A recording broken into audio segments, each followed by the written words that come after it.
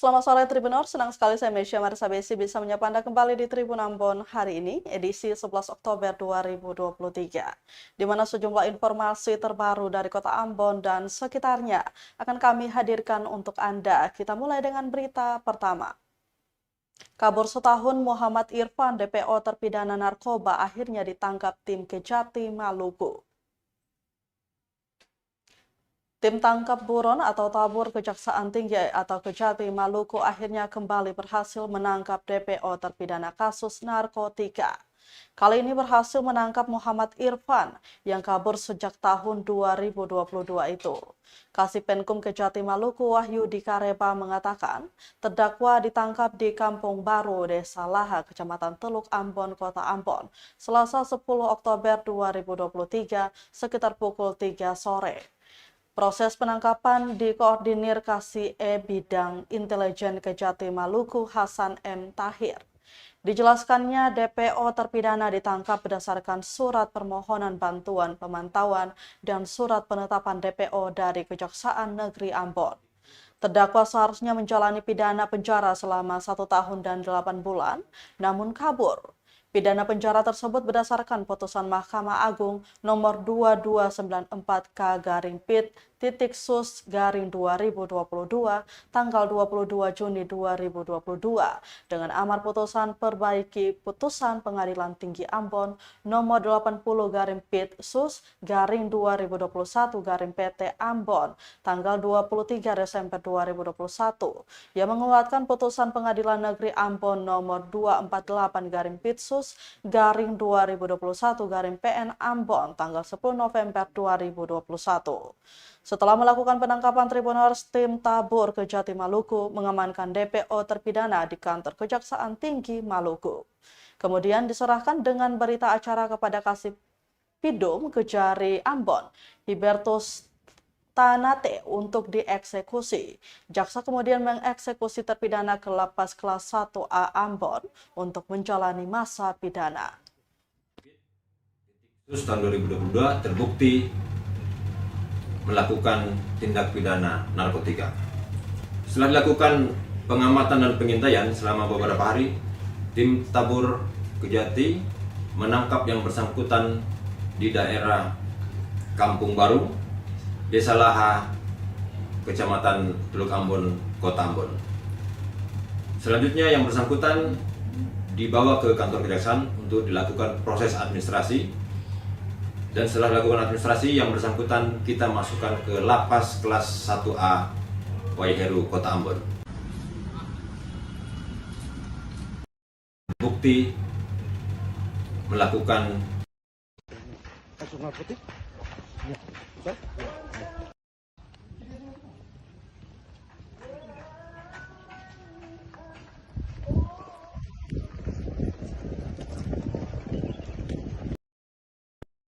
kelas 1A.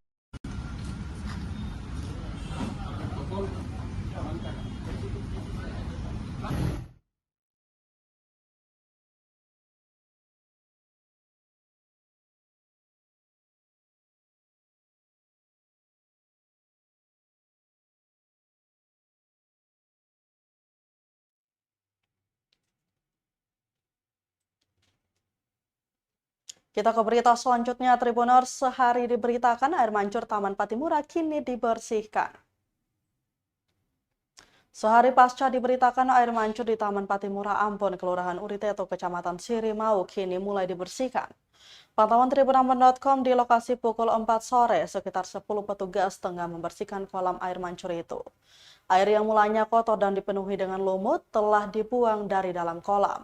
Bagian dasar kolam juga dikikis bersih oleh petugas. Selain itu, Tribuners, lampu-lampu pada bagian air mancur yang diduga tak berfungsi juga telah diperbaiki. Diberitakan air mancur di Taman Patimura Ambon, Kelurahan Uriteto, Kecamatan Sirimau nampak tak terawat. Pasalnya kolam air mancur yang mengelilingi miniatur gitar sebagai ikon Ambon City of Music itu sangat kotor dan dipenuhi lumut. Diduga kolam air mancur yang baru diresmikan pada 7 September 2019 tepatnya di HUT ke-444 Kota Ambon itu tidak pernah dibersihkan petugas. Padahal air mancur yang dilengkapi dengan lampu berwarna-warni dan speaker untuk mengumandangkan lagu-lagu itu telah menelan anggaran 2,7 miliar. Salah satu warga, Ivon, mengaku tak hanya kotor, namun air mancur itu juga bahkan terlihat tidak berfungsi. Ia mengaku turut prihatin dengan kondisi Taman Patimura yang katanya dibangun sebagai sarana hiburan bagi warga kota Ambon ini.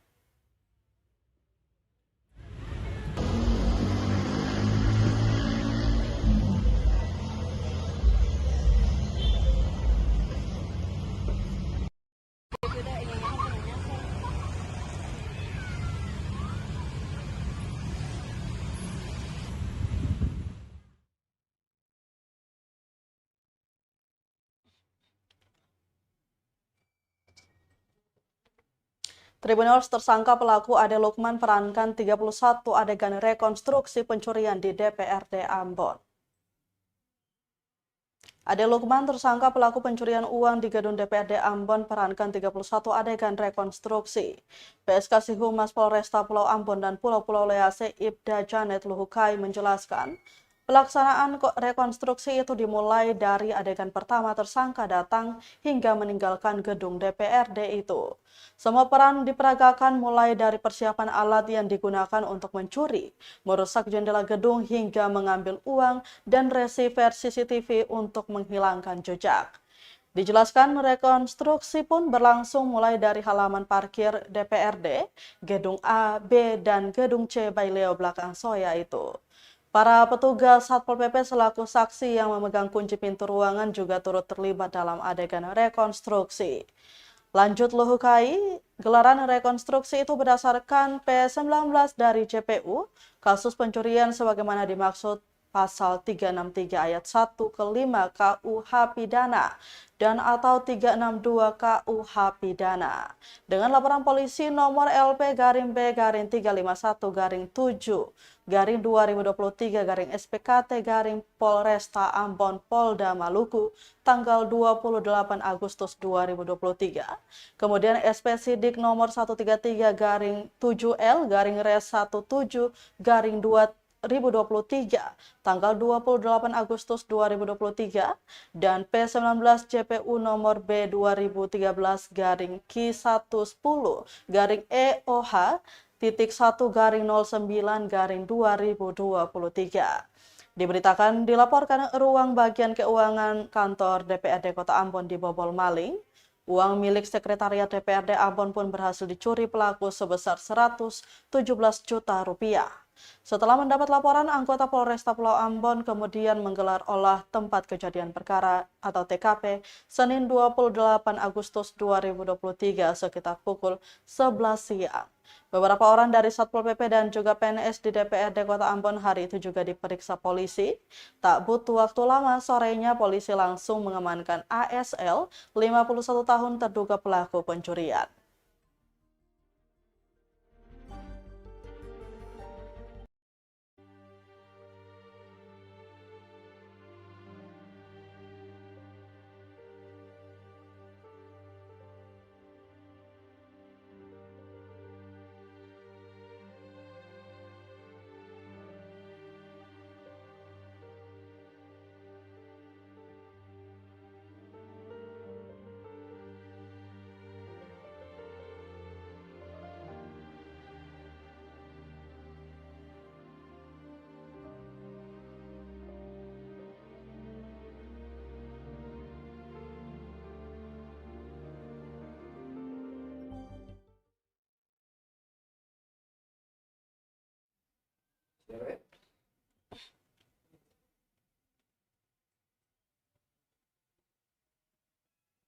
Dari Kota Ambon kita beralih ke Kabupaten Maluku Tengah. Tribuners, pengendara wajib hati-hati, ada 60 lubang jalan menuju Pelabuhan Feri di Negeri Wai.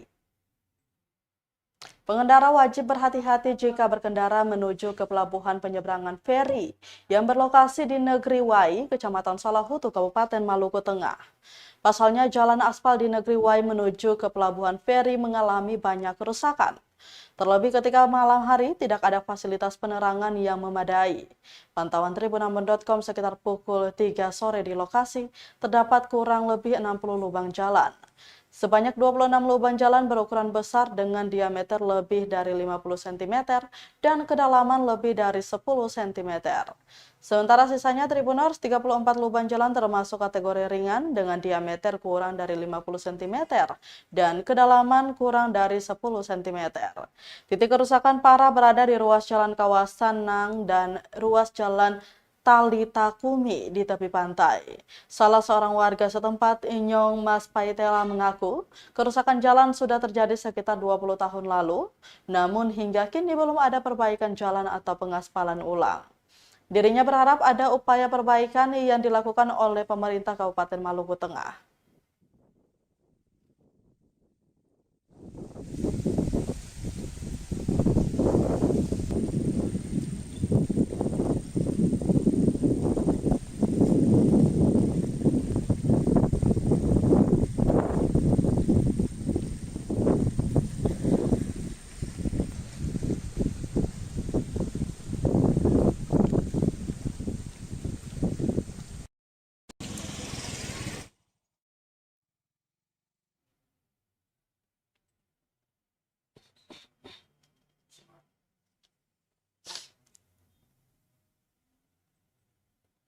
Masih dari Kabupaten Maluku Tengah, Tribuners, ruas Jalan Kopra Kota Masohi jadi parkiran. Kata pengendara sudah tahu ada larangan, mau parkir saja. Kesemrawutan parkiran kendaraan mobil pangkalan kembali terjadi di Kota Masohi, Maluku Tengah, Selasa 10 Oktober 2023. Pantauan Tribunambon.com di lokasi tampak puluhan kendaraan terparkir di ruas Jalan Kopra, mulai dari depan kantor Perhubungan Darat atau UPTD, Kecamatan Masohi, Terminal Binaya, hingga depan pintu masuk terminal tersebut. Padahal kawasan itu telah terpasang rambu larangan parkir untuk kendaraan baik roda 2 maupun roda 4. Akibatnya jalanan di kawasan itu jadi sempit dan cukup menghambat lalu lalang kendaraan. Rahmat mengatakan badan jalan tidak seharusnya dijadikan area parkir nginap. Selain penyempitan ruas jalan, terkadang juga menyebabkan kemacetan. Sementara itu, Tribuners, Koordinator Kantor UPTD Terminal Binaya Masohi, Ani Narubon, yang ditemui Tribunambon.com mengatakan dirinya sudah pernah berkoordinasi dengan pihak Satlantas Polres Maluku Tengah perihal dimaksud di kawasan itu. Pihak perhubungan juga sudah memasang tanda larangan parkir.